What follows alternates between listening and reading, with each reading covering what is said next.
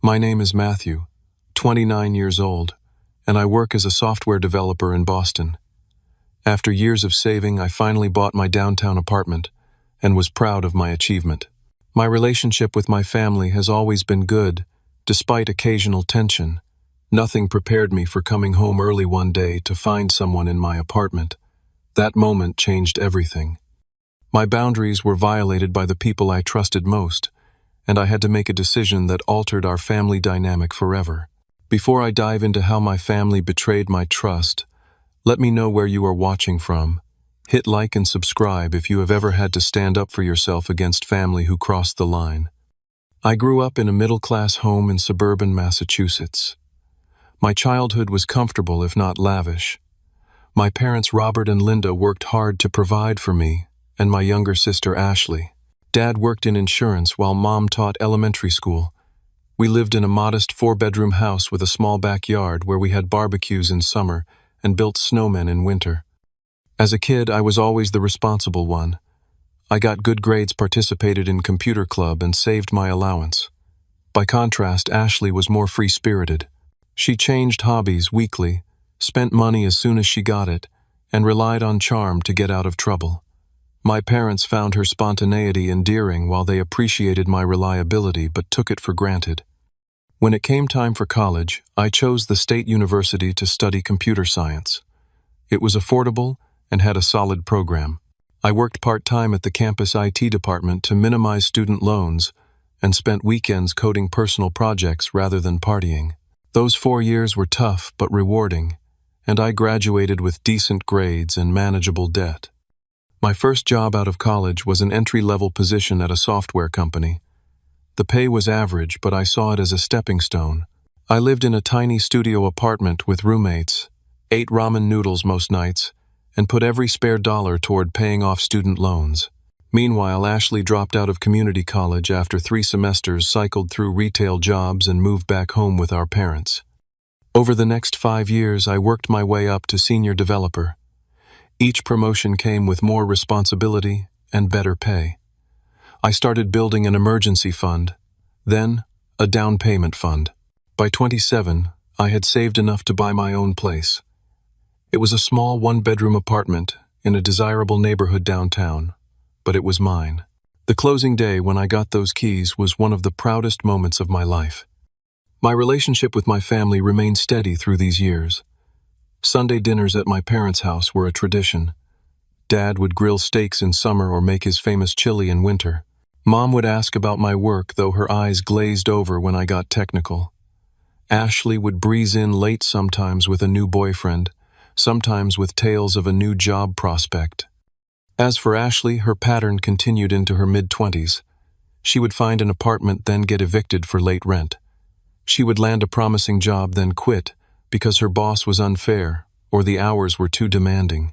She would date guys who treated her poorly, then need emotional support when they inevitably broke up. Through it all, our parents provided a safety net. They paid her security deposits, covered her rent when she was short, and welcomed her home between apartments. I noticed a shift in my parents' behavior after I bought my apartment.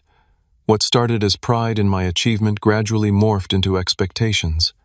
If I could afford my own place, surely I could help Ashley more. If I had a spare couch, maybe Ashley could stay there when she was between apartments. If I had extra space in my closet, perhaps I could store some of Ashley's things. 3 months ago, we had a family dinner where this tension came to a head. Ashley had just been let go from her waitressing job for too many late arrivals. Her landlord was threatening eviction for unpaid rent. Mom served lasagna, my favorite, which should have been my first clue she wanted something. Dad poured wine generously. The conversation started casually enough. Mom mentioned how nice my apartment was and how I had that comfortable couch. Dad talked about family sticking together during tough times. Then they suggested I let Ashley stay with me until she got back on her feet. I had anticipated this request and prepared my response. I offered to help Ashley with her resume, to introduce her to contacts in customer service roles, to coach her on interview skills. What I would not offer was my home. I valued my space, my routine, my privacy. The temperature in the room dropped. Mom pushed the lasagna toward me, no longer meeting my eyes. Dad refilled his wine glass, his knuckles white around the stem. Ashley looked between us all, tears welling up. "You always were selfish with your toys, Matthew," she said, "even as kids." Dad cleared his throat. "Your mother and I helped with your down payment. Did you forget that?" They had contributed $5,000 toward my closing costs, a generous gift I had thanked them for repeatedly. But it represented less than 5% of what I had saved and paid myself. "I appreciate that help," I said carefully. "But my apartment is my personal space. I need it for my mental health and work performance. I can help Ashley in other ways." Mom sighed, that martyred sigh I knew so well. "We raised you to value family above material things. I guess those lessons did not stick." The evening ended awkwardly with promises to think about things and talk more later. On the drive home, I felt the familiar weight of guilt they had always been skilled at placing on my shoulders. But I also felt something new: resentment at the assumption that my boundaries were less important than Ashley's needs. In the weeks that followed, I noticed small disturbances in my apartment. Food I did not remember eating was missing from my refrigerator. Items on my coffee table were rearranged. Sometimes I caught unfamiliar scents like perfume or cigarette smoke. I attributed these oddities to stress and overwork. Perhaps I was becoming forgetful due to long hours coding. Then one day, my neighbor George mentioned seeing my family members entering my apartment. "Nice of your folks to check on your place while you work those long hours," he said in the elevator. I froze. "My parents? When?" "Oh, different times," he shrugged. "Usually weekday afternoons. Your sister was with them once or twice." I thanked him casually, not wanting to reveal my confusion. As the elevator doors closed, I felt a chill run down my spine. My parents had a spare key for emergencies, only which I had given them reluctantly when I first moved in. They had never mentioned using it. As far as I knew, they had never given my sister access to my apartment. Yet something was clearly happening behind my back. I considered confronting them immediately, but decided to gather more information first. Little did I know how quickly the situation would escalate. The following Tuesday, a client meeting was unexpectedly canceled. Normally, I would have stayed at the office to catch up on other projects, but a nagging suspicion prompted me to head home early. As I approached my apartment door around 2 in the afternoon, I heard sounds that stopped me: cold television, laughter, and someone moving around inside. With my key in the lock, I hesitated momentarily, feeling like an intruder in my own home. When I finally pushed the door open, the scene before me was surreal. Ashley was sprawled on my couch wearing pajama pants and eating cereal from my favorite bowl. Her feet were propped on my coffee table, her laptop open beside her, and several empty soda cans scattered around. "Oh, hey, bro," she said casually, barely glancing up from the reality show she was watching. "You are home early." I stood frozen in the doorway, keys still in hand. "What are you doing in my apartment?" She looked at me as if I were asking the most obvious question in the world. "Watching The Bachelor. This episode is wild." "No, I mean," I began, struggling to form coherent thoughts. "How did you get in here? Why are you here?" "Mom and Dad gave me a key like 3 weeks ago," she shrugged, turning back to the television. "They said it was fine since you have all this extra space anyway." I moved further into the apartment, noticing details that had been invisible in my initial shock. A makeup bag on the kitchen counter, unfamiliar shoes by the door, a phone charger I did not recognize plugged into my wall. "Have you been staying here?" I asked, though I already knew the answer. "Yeah, I got evicted from my last place," she said, as if this were a minor inconvenience rather than a major life event.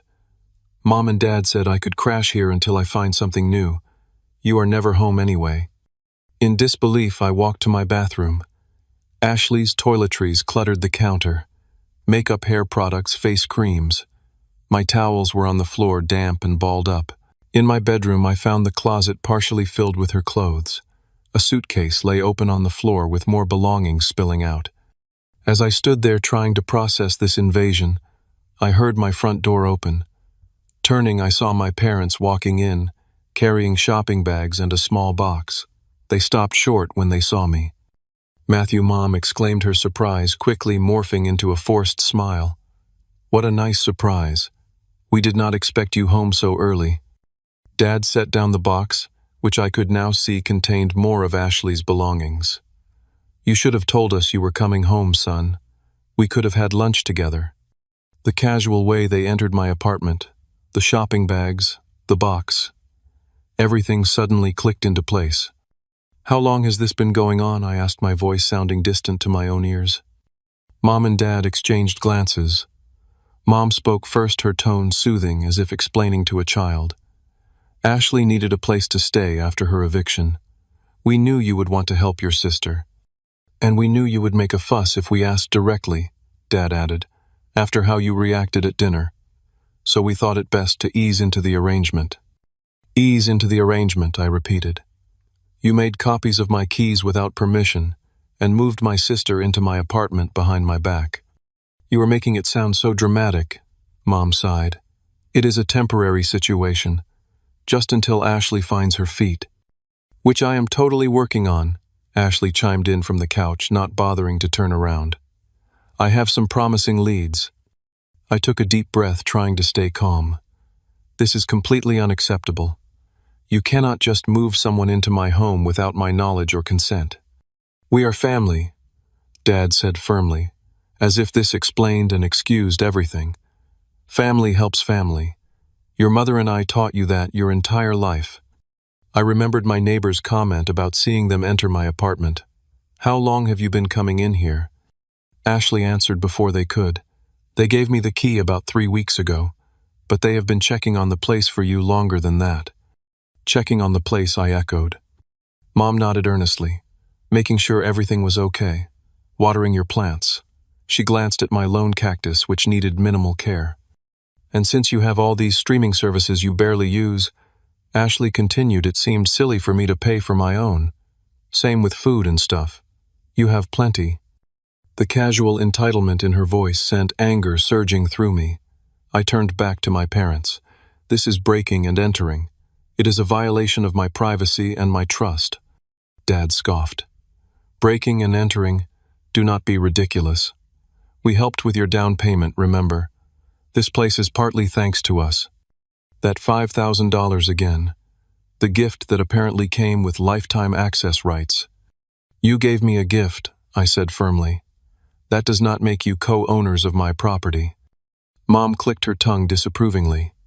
No one is claiming to own anything. We are simply helping your sister during a difficult time.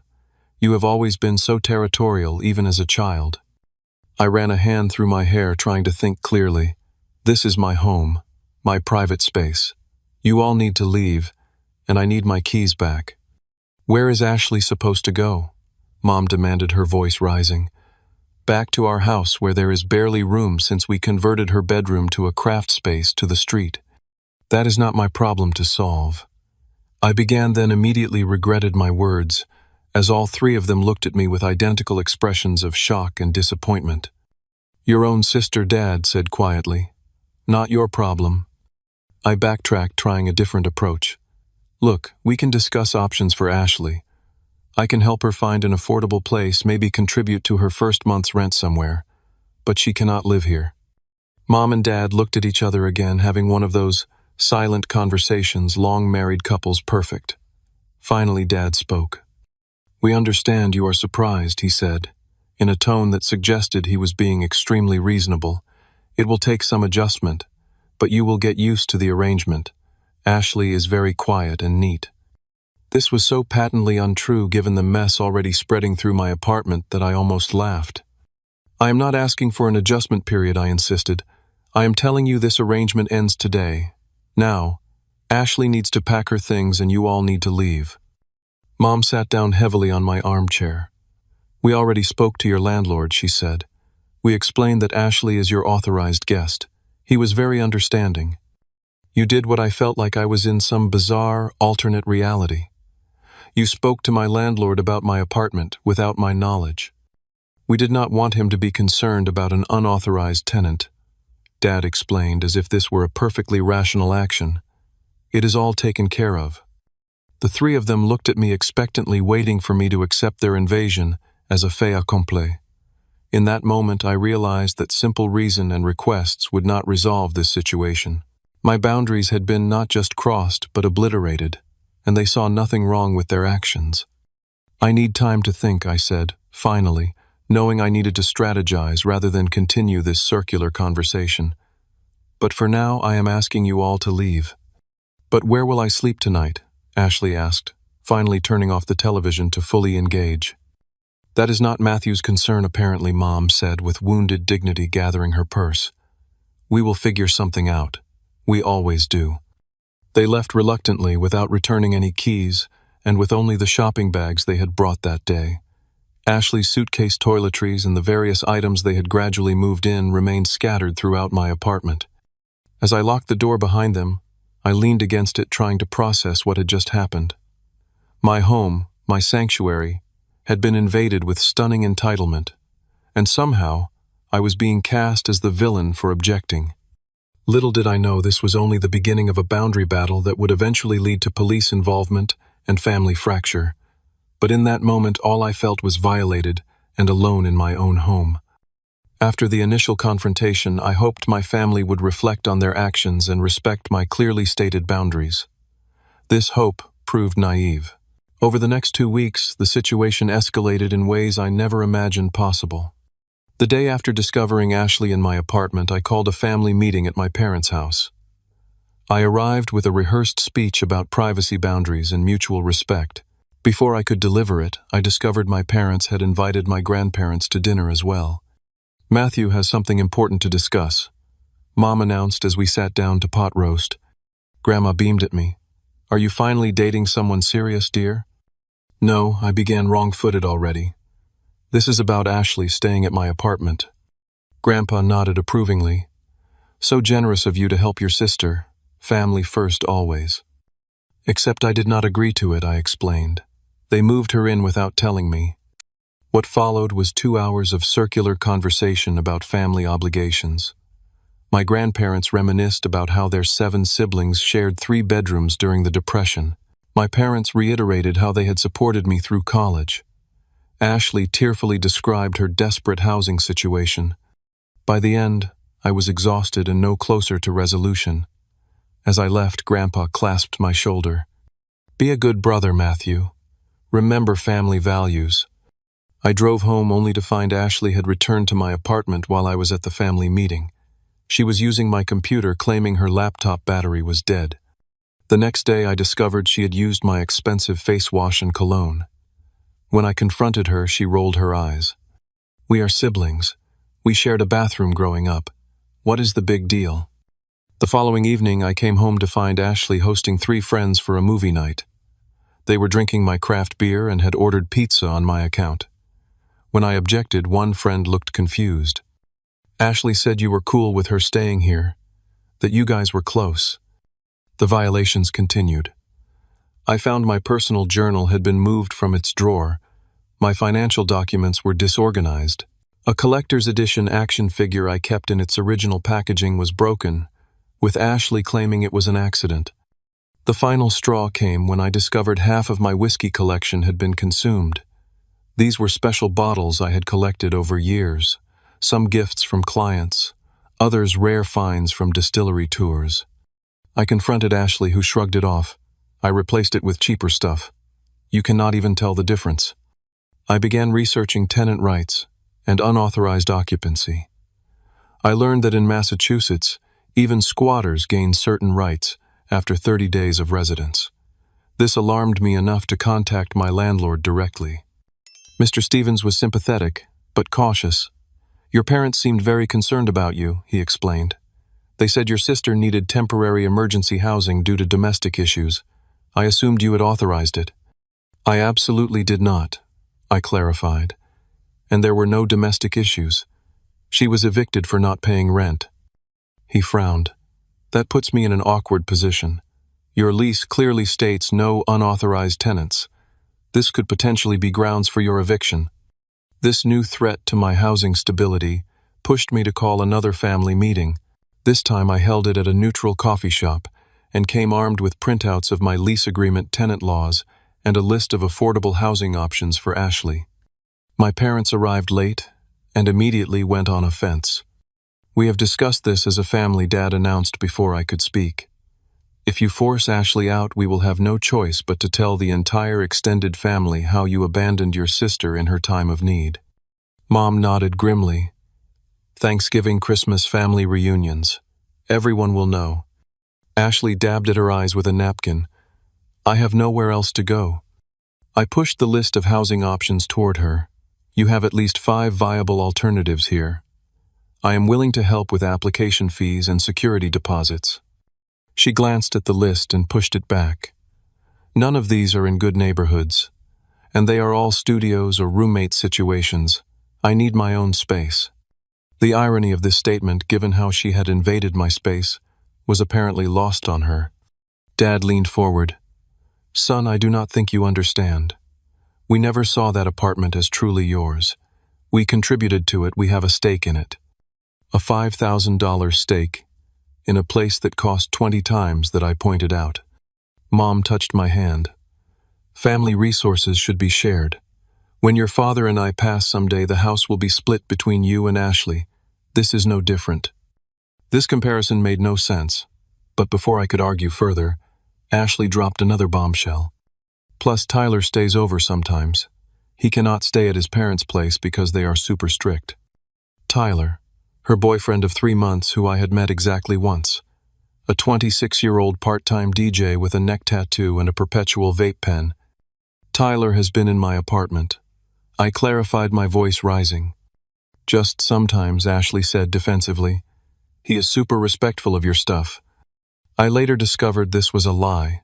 Tyler had been staying over frequently, using my gaming system, eating my food, and even wearing my clothes when he did not have clean laundry. The situation at home deteriorated rapidly. I found myself sleeping on my own couch because Ashley had taken over my bedroom, claiming the mattress in the living room hurt her back. My work performance suffered as I lost sleep and focus. My normally tidy apartment became cluttered with Ashley's belongings, takeout containers, and laundry she never quite got around to putting away. One evening, I came home to find Tyler alone in my apartment, feet on my coffee table, using my laptop.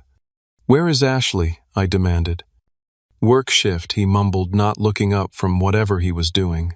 "She said I could chill here." When I told him to leave, he became confrontational. "Look, man," your sister said. "It was cool.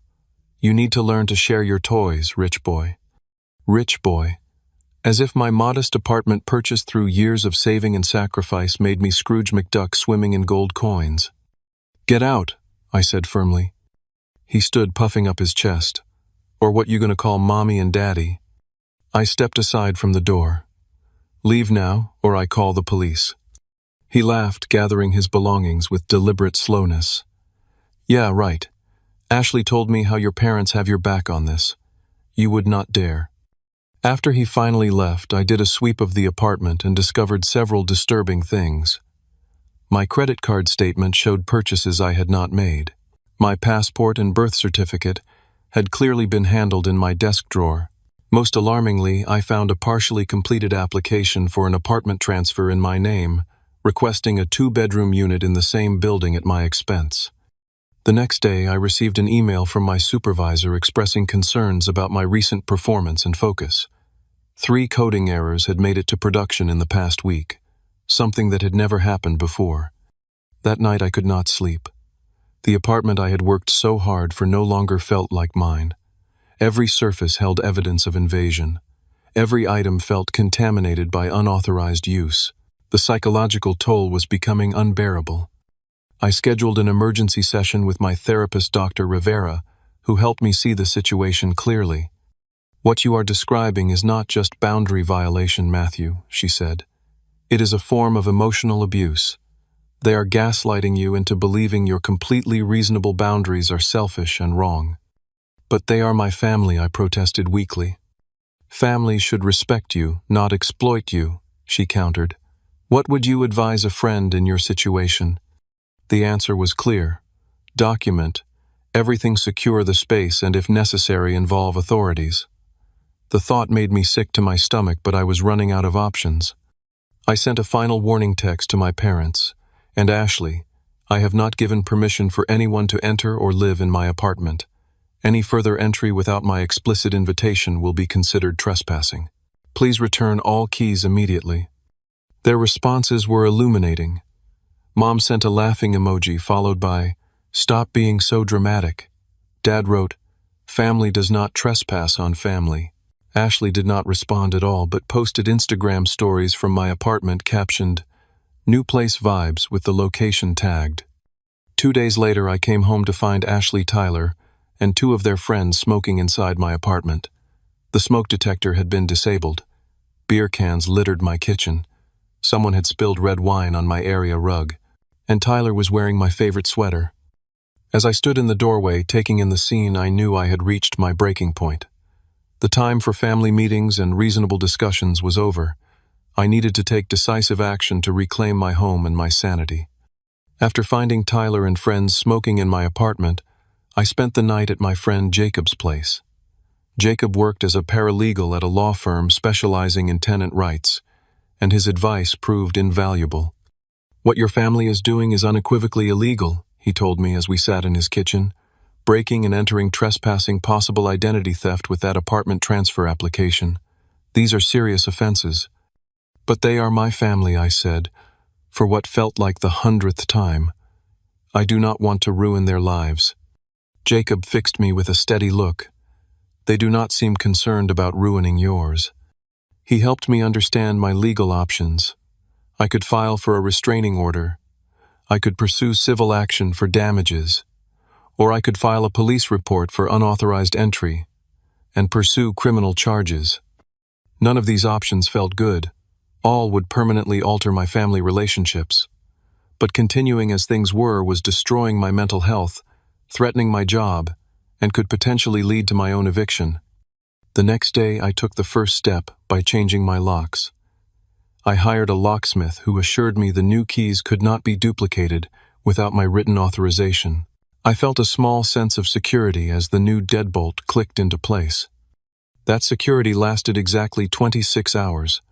I returned from work the following evening to find Ashley once again lounging in my living room. "How did you get in?" I demanded, staring at the intact new locks. She smirked. "Mom and Dad talked to the building manager. They told him they were helping you through a mental health crisis and needed access for your own safety. He let them make new copies." The violation was so profound I felt physically ill. My own parents had lied about my mental health to override my explicit boundaries. I began documenting everything. I photographed damaged items and made a spreadsheet of missing belongings. I saved text messages and emails.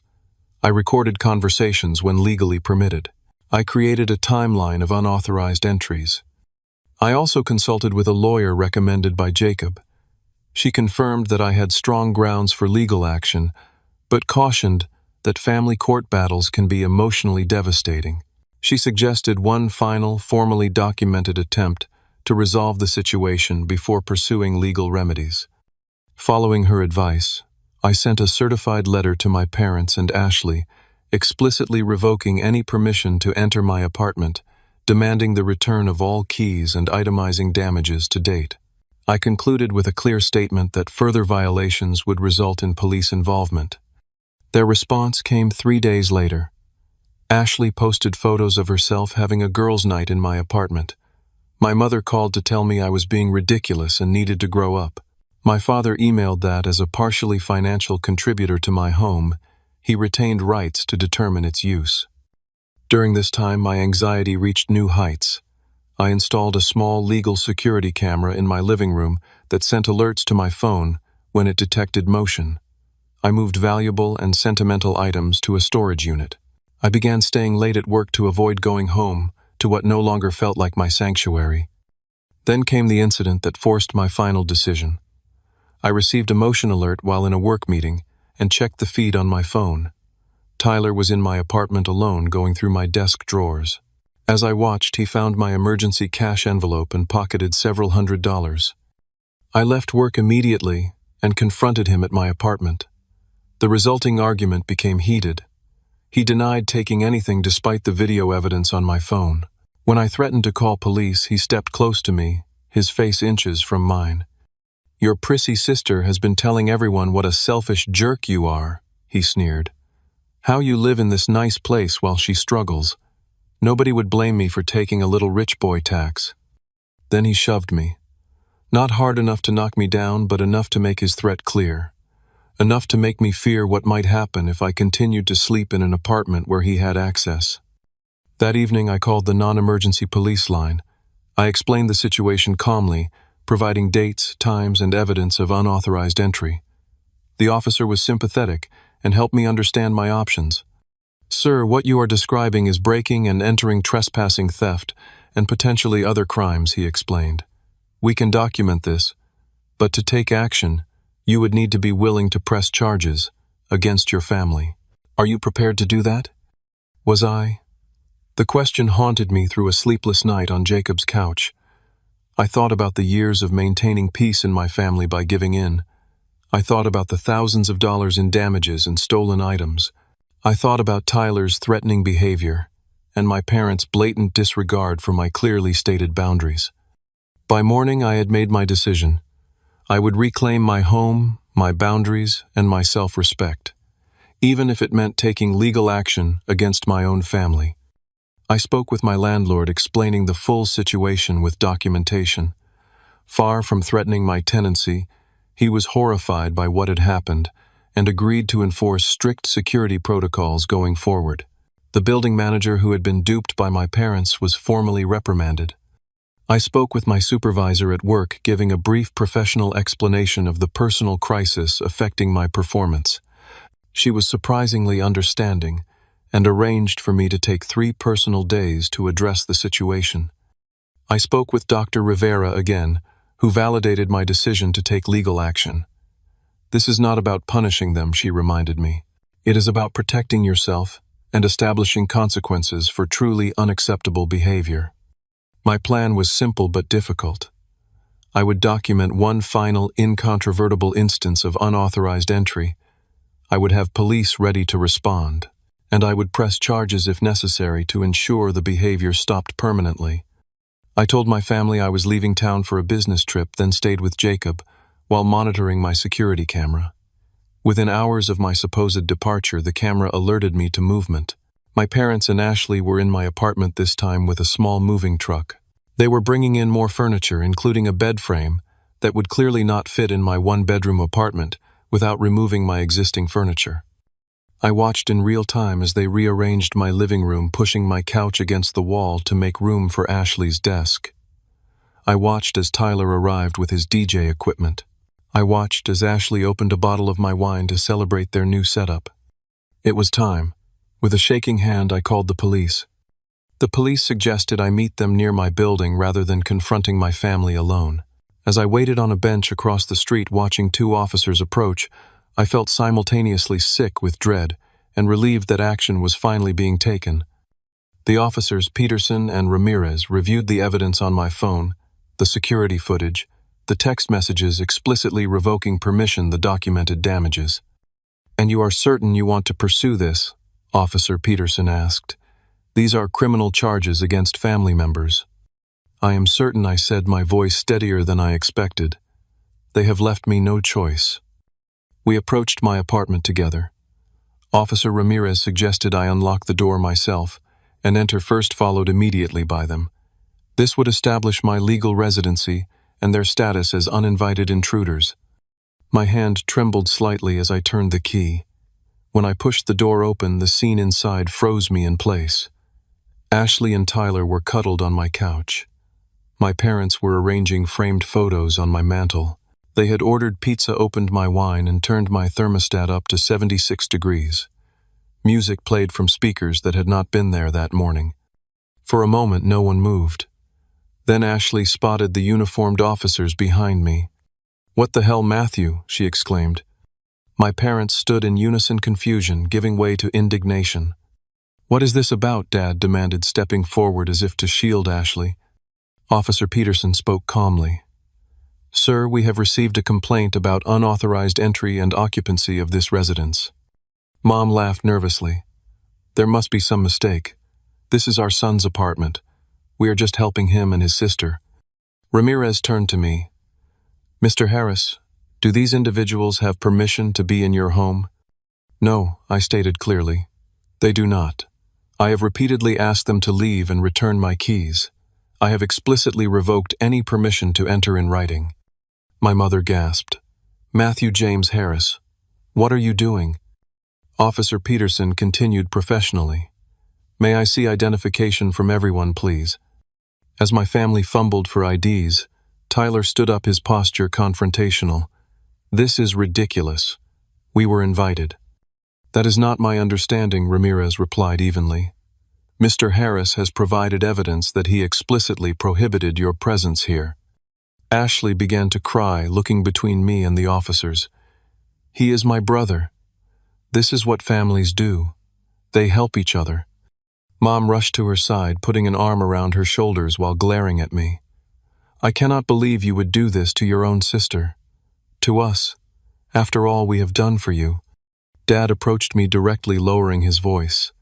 Son, send these officers away, and we can talk about this reasonably, as a family. I shook my head. We are past that point. I have tried reasoning with you for weeks. Ramirez stepped between us. Sir, please step back and remain calm. As the officers explained the situation, my family cycled through disbelief, anger, and attempts at manipulation. Mom cried about family loyalty. Dad invoked their parental authority. Ashley sobbed about having nowhere to go. The officers remained unmoved. They explained that I was the legal resident and had the right to determine who could enter my home.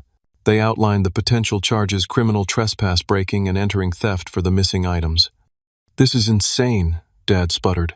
We are his parents. The law does not make exceptions for family members, Sir Peterson explained patiently.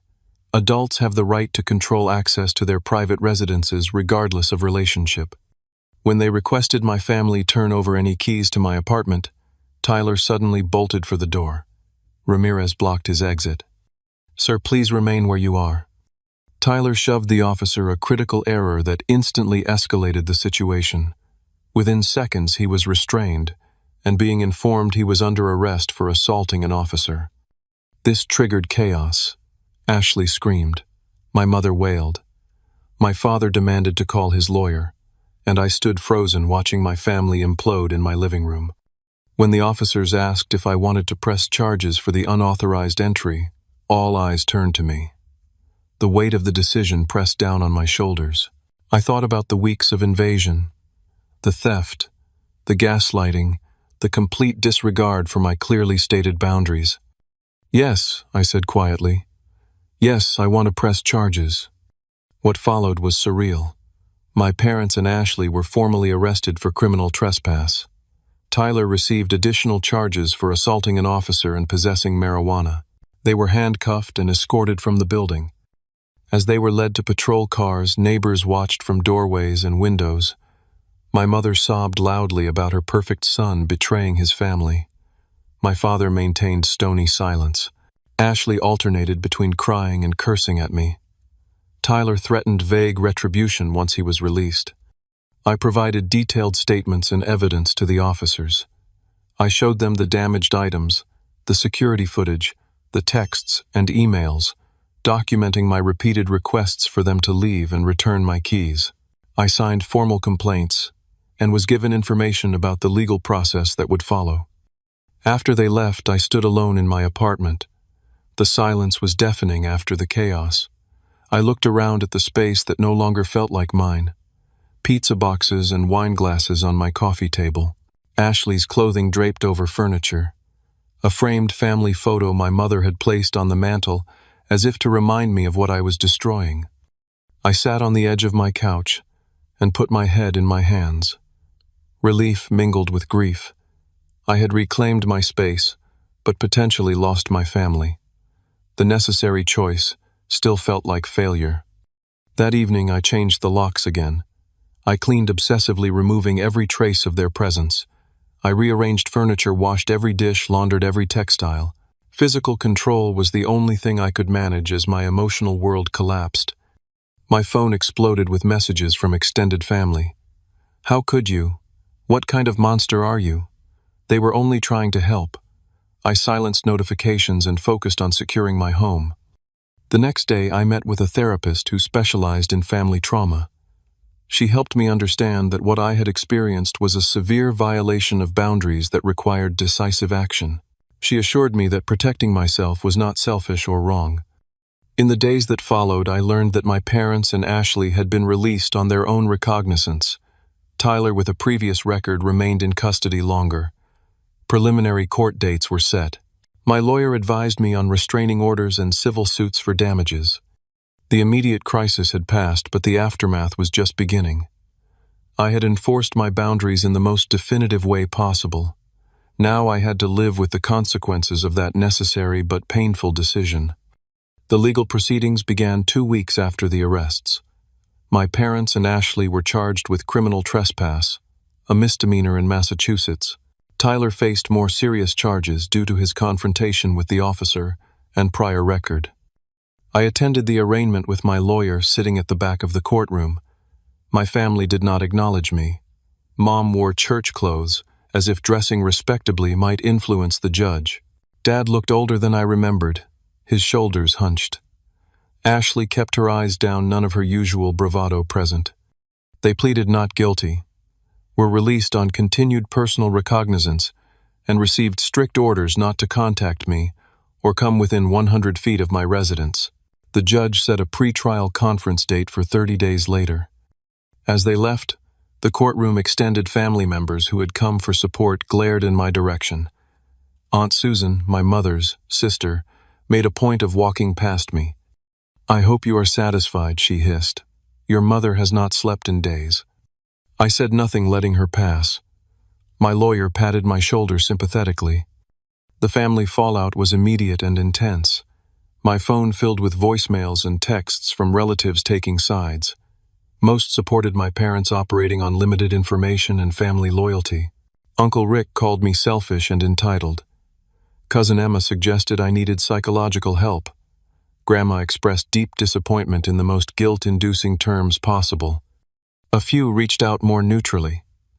Grandpa called to say that while he did not understand my actions, he loved me and hoped for reconciliation. Cousin Marcus texted that he had seen Ashley take advantage of family goodwill for years and understood my frustration, though not my methods.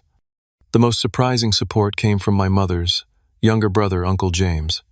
He called late one evening after the arraignment. "I saw something similar with your Aunt Karen years ago," he said quietly. "Not as extreme, but the same pattern. Your mother and father have always enabled Ashley at others' expense. I wish you had not needed to involve police, but I understand reaching your breaking point." His understanding was a small comfort in the storm of family condemnation. At work, I requested temporary remote status, unable to face colleagues after taking personal days for what had become a family legal drama. My supervisor agreed, asking few questions beyond whether I needed additional support. I threw myself into coding, finding solace in logical problems with clear solutions, unlike the emotional morass of my personal life.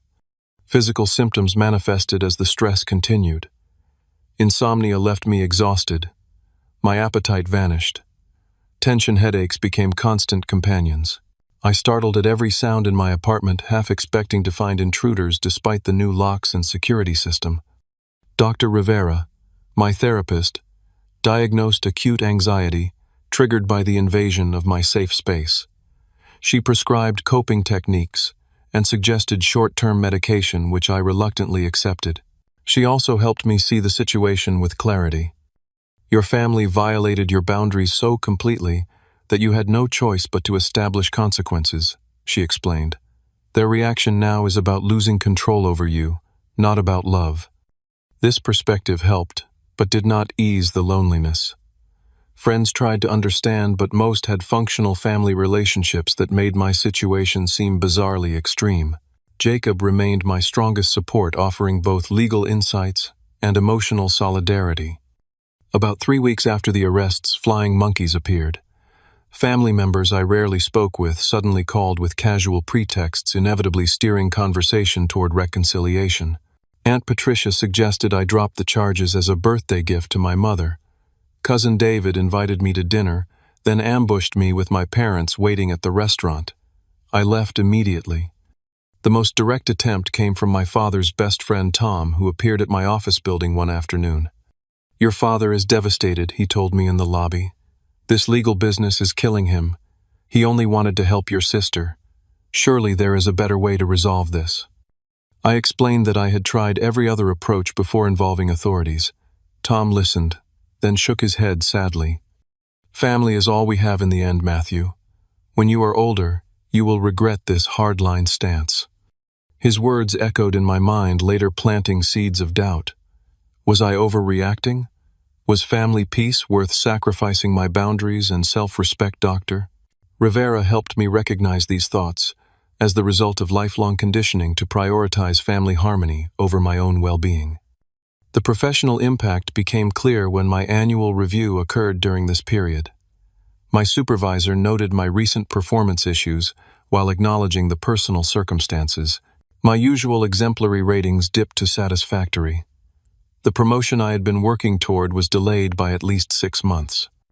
Meanwhile, I learned through the legal process that the damages to my apartment and possessions exceeded $3,000. The credit card charges Ashley and Tyler had made without permission totaled nearly $2,000 more. The emotional cost remained incalculable. As the pre-trial conference approached, my lawyer received communication from my parents' attorney.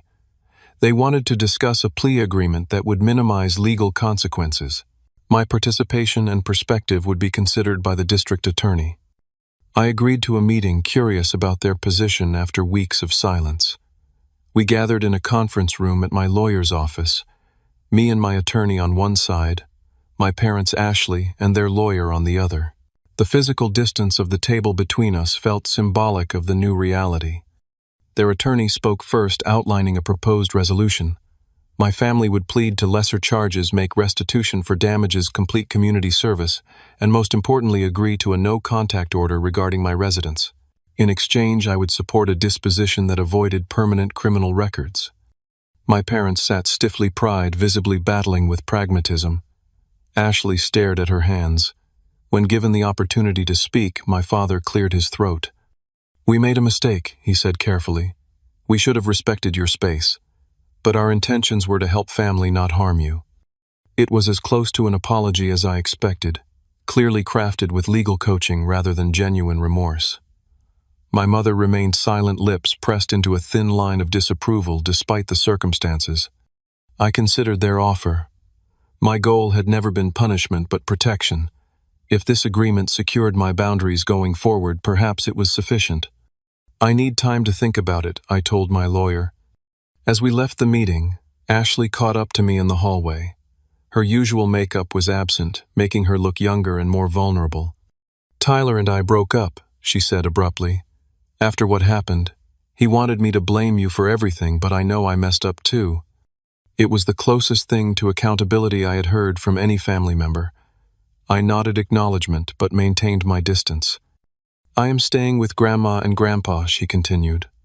"They are making me get a real job and contribute to expenses. It's actually kind of good for me, I think." "I am glad to hear that," I said carefully. She hesitated, then spoke quickly. "I am sorry, Matthew. Not just for the apartment thing. For years of taking advantage. I never saw it that way before, but therapy is helping me understand patterns." The mention of therapy surprised me. The sister I knew would have mocked such intervention. "Good," I said simply. "I hope it helps." As Thanksgiving approached, I faced my first holiday season estranged from family.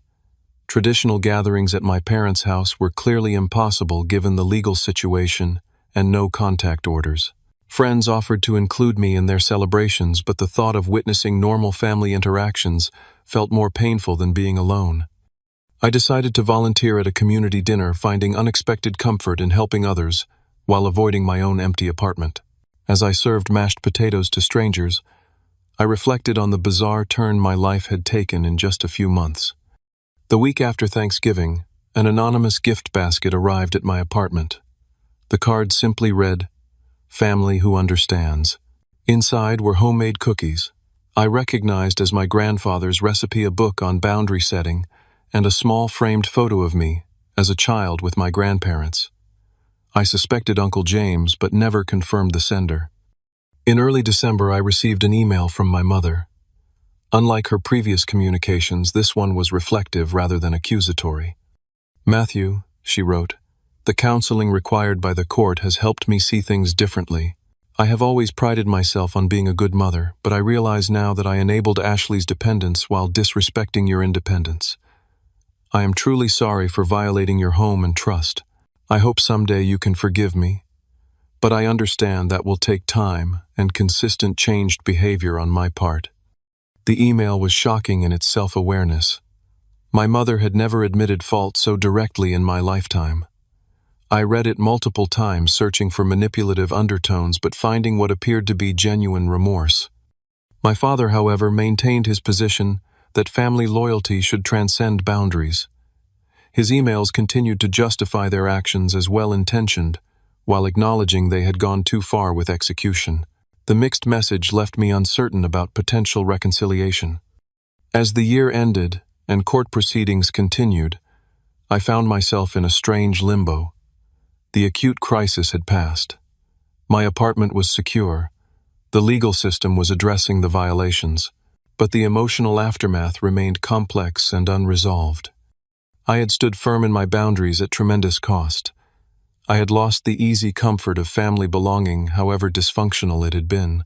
I had gained self-respect and security, but sacrificed relationships that, despite their flaws, had been central to my identity. The journey through this family fracture was far from over, but I had taken the critical first steps toward a life where my boundaries were respected and my space was truly mine. The path forward remained uncertain, but for the first time in months, I could sleep in my own bed without fear of invasion. 6 months after having my family arrested, I sat on my balcony watching the summer sunrise. My apartment was peaceful again, the furniture arranged exactly as I preferred, my possessions undisturbed, the silence comfortable rather than ominous. The legal proceedings had concluded 3 months earlier.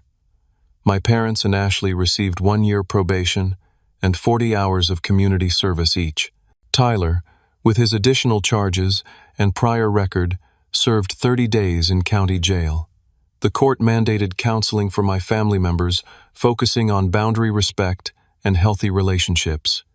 Most importantly, the legal resolution included permanent orders preventing them from accessing my building without explicit written permission. My landlord implemented additional security protocols, and I maintained the camera system that had provided crucial evidence. The material aspects of recovery were straightforward. I replaced damaged items, upgraded security, and reclaimed my space physically. The emotional healing proved far more complicated. In the months following the arrests, I maintained strict distance from my immediate family. This separation, while necessary, created a grief process Dr. Rivera helped me understand and navigate. I mourned the loss of the family I thought I had, the relationships I had valued despite their dysfunction, and the comforting illusion of unconditional support. Gradually, tentative communication resumed. My mother, continuing the counseling beyond court requirements, sent thoughtful emails acknowledging specific boundary violations and her role in enabling Ashley's dependency. Her messages contained no expectations or demands, just reflections on her growth and hopes for eventual reconciliation. My father progressed more slowly. His first communications focused on how difficult the situation had been for them, subtly shifting blame while technically apologizing.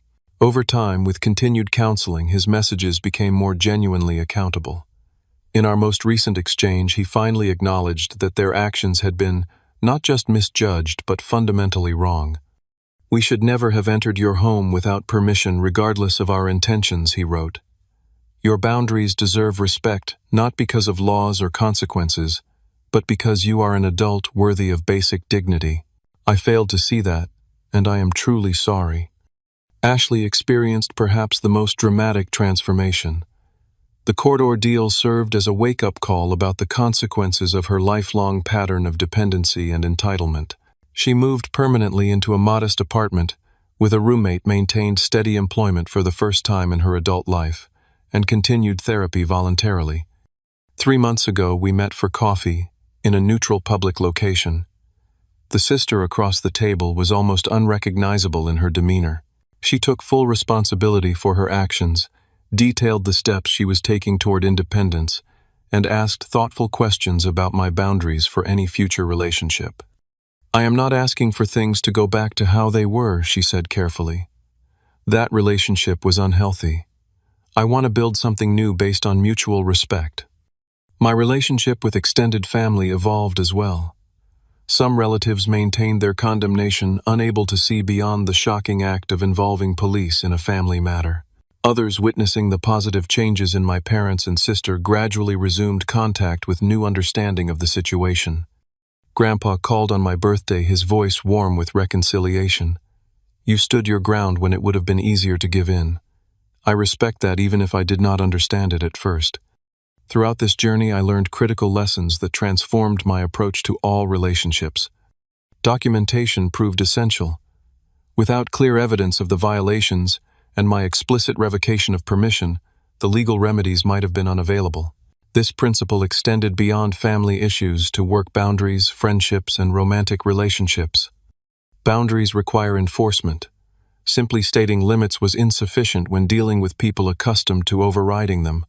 Concrete consequences, while painful to implement, were necessary for real change. Enabler relationships form complex systems. My parents' enabling of Ashley created a destructive dynamic that could only change when all parts of the system were disrupted. My participation in this system, through reluctant accommodation, had allowed it to continue. True love includes respect. Family love without basic respect for autonomy and boundaries is not healthy love at all, but a form of control masquerading as care. The most profound change occurred within me. I no longer felt guilty for protecting my space and enforcing my boundaries. I recognized that my needs and limits were valid, not selfish. I developed confidence in my judgment about violations, rather than allowing others to define what I should tolerate. My apartment, once a crime scene of family betrayal, became my sanctuary again. I reclaimed it through both legal means and psychological healing. Each piece of furniture arranged to my preference, each undisturbed drawer and closet, represented not just physical control but emotional liberation. 6 months after the arrests, I invited a small group of friends over for dinner. As we enjoyed food and conversation in my peaceful space, a friend remarked on how settled and content I seemed. "You have been through something most people cannot imagine," she said. "But you came out stronger." Later that evening, alone again, I reflected on the painful journey from violation to reclamation. The path had been more difficult than I could have anticipated. The cost in family relationships higher than I would have chosen.